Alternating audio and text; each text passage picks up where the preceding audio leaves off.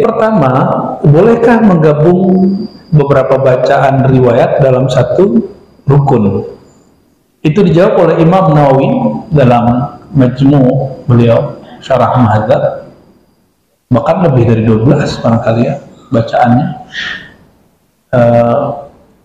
Beliau mengatakan dianjurkan bagi seseorang jika dia mempunyai waktu untuk membaca semua riwayat itu, semua jenis redaksi itu. Jadi antum kalau hidup di zaman Nawawi, dia sholat sunat itu baca sujudnya lama.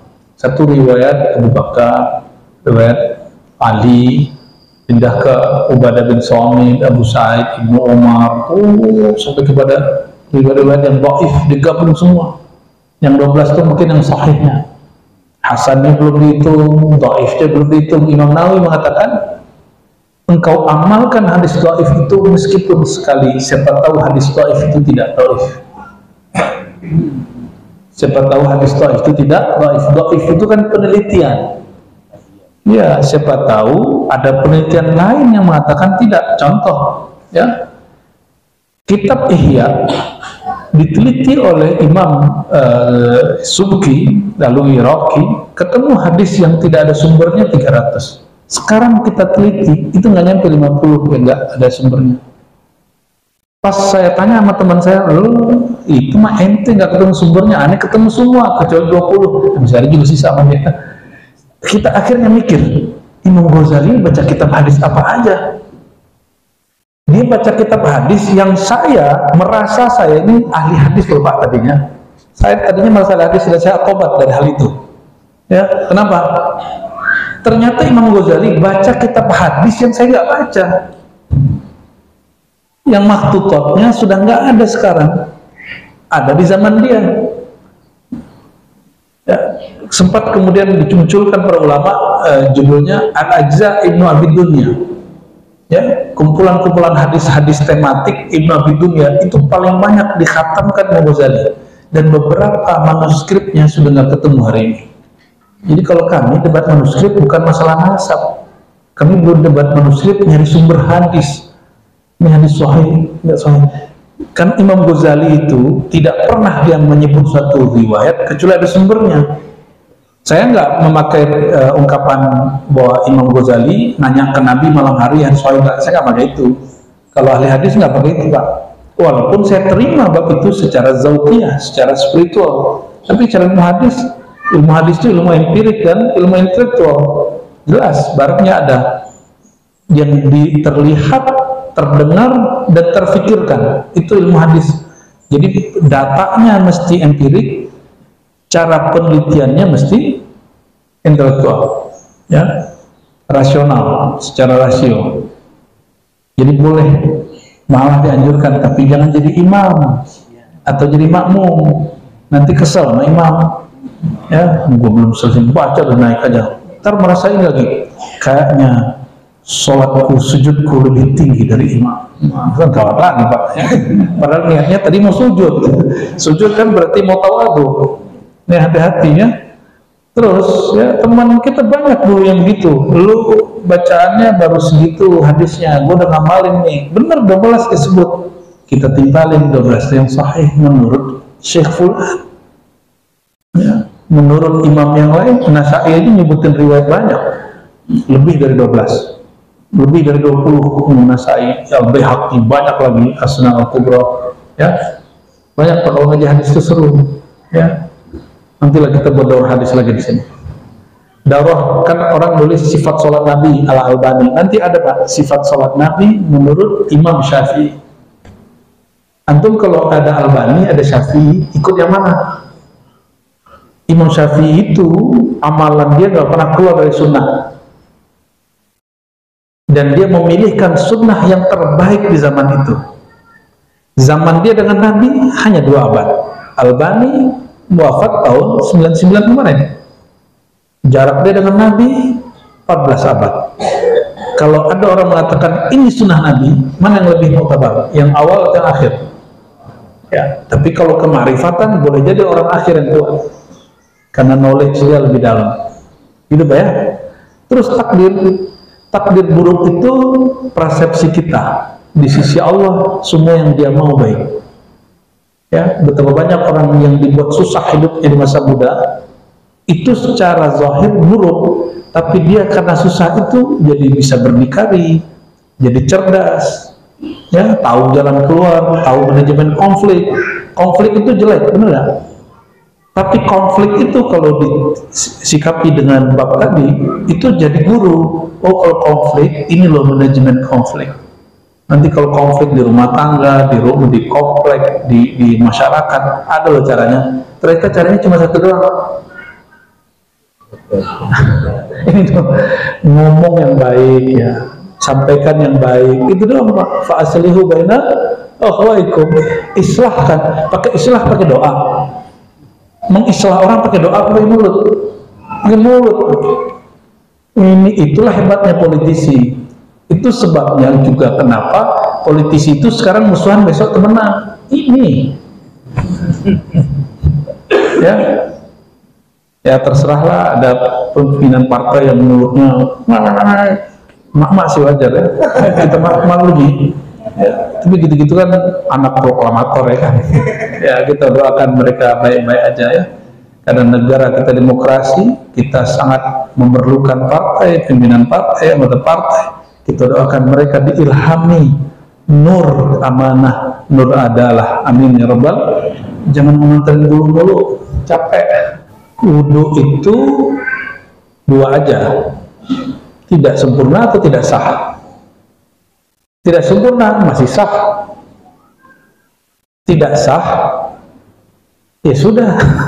Ya, wudu itu sederhana ya, faksilu wujuhakum wa aydiyakum ilal marafiq, ya, jika kamu hendak sholat maka basuhlah, bahasa lama tuh faksilu, basuhlah wajahmu dan tanganmu sampai marafiq. Marafiq mana sini ya, sikutnya, sikut sini, basuh, bukan diguyur, bukan ya, dibasahin maksudnya.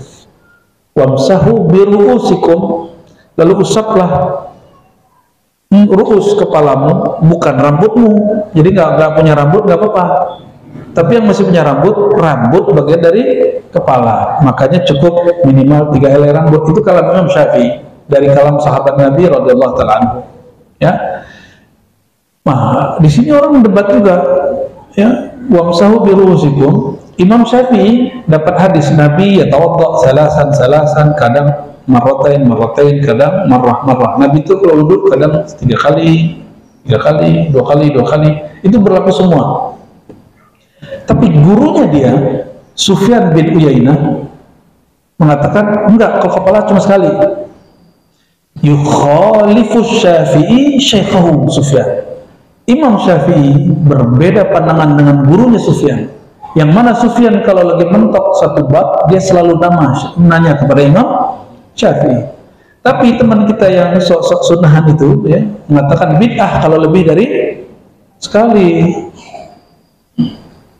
Ya, kalau dalam riwayat hadis Imam Sufyan lebih tinggi, lebih tua. Tapi dalam fiqhur riwayat, fiqhus sunnah, memahami sunnah, Imam Syafi'i lebih tinggi daripada gurunya Imam Sufyan. Idza khalafa bainahuma fasyafi'i muqaddam. Kalau mereka berbeda pendapat, maka pendapat Imam Syafi'i didahulukan. Gitu caranya, ada ilmunya, ada manhajnya, ada kaidahnya ya.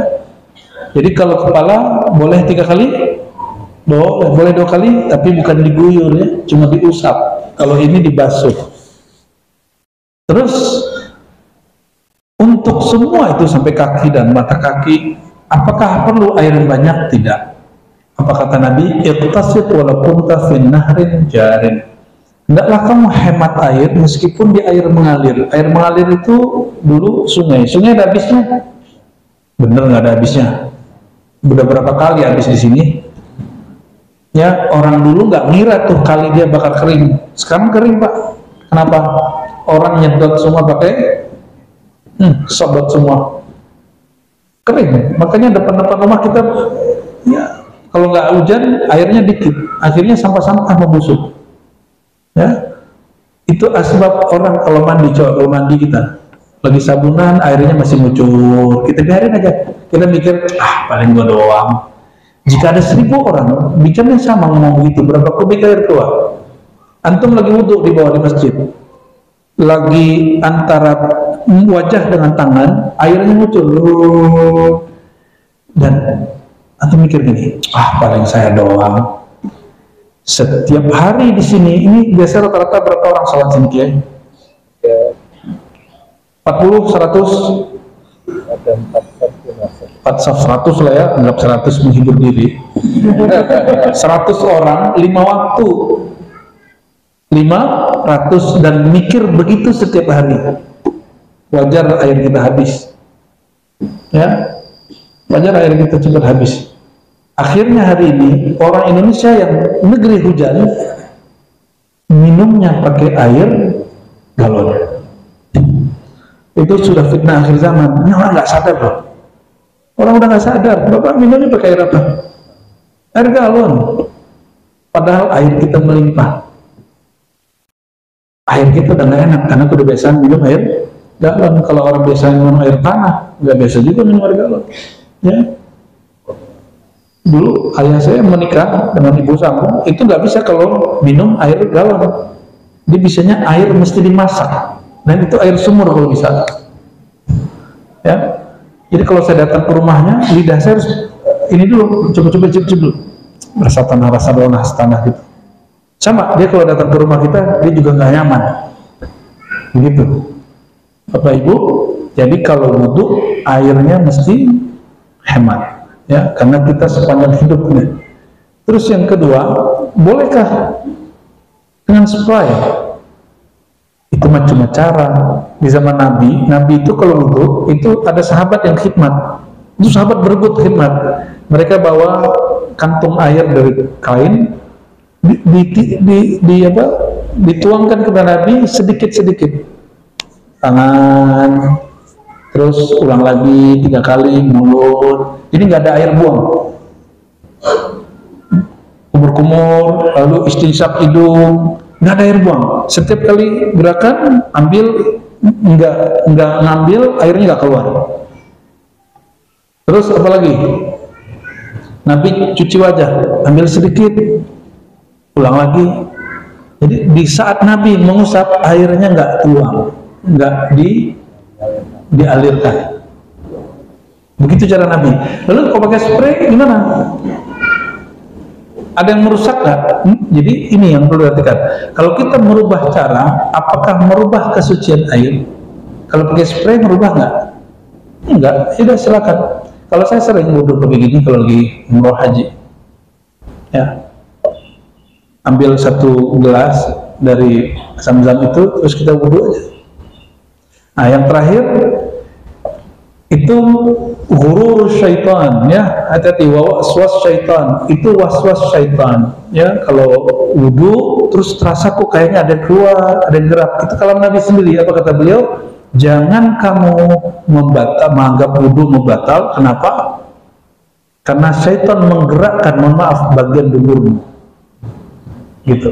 Jadi syaitan bisa nyup-nyup juga, Pak, jorok juga itu, ya.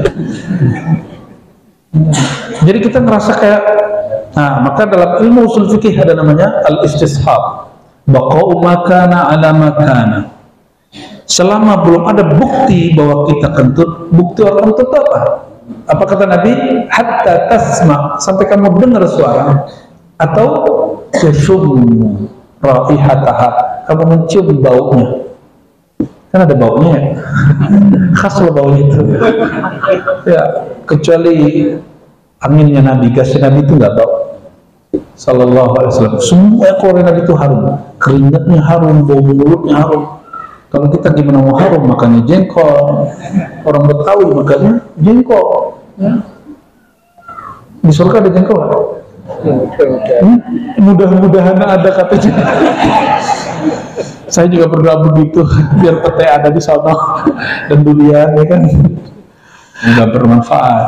Semoga kita tambah cinta Rasulullah SAW, tambah semangat sholat, tambah semangat belajar rahasia-rahasia sholat, sehingga sholat tidak lagi jadi beban, justru jadi hiburan batin kita kepada Allah SWT. Inilah yang dikalamkan masyayikh terdahulu. Kau mencari hiburan ke mall, ke pasar, ke gunung, hiburanmu ada di dalam hatimu, yaitu sujudmu. Ya Allahumma ja'al salawatina rahatan liqulubina. Ya Allah, ya Allah yang menguasai hati kami, jadikan salat kami seperti Rasulullah menjadikan salatnya seperti hiburan. Ja'al as-salata rahatan lana. Ya Allah, ampuni kami yang selama ini salat karena malas, salat karena terpaksa, salat karena malu, salat karena riya.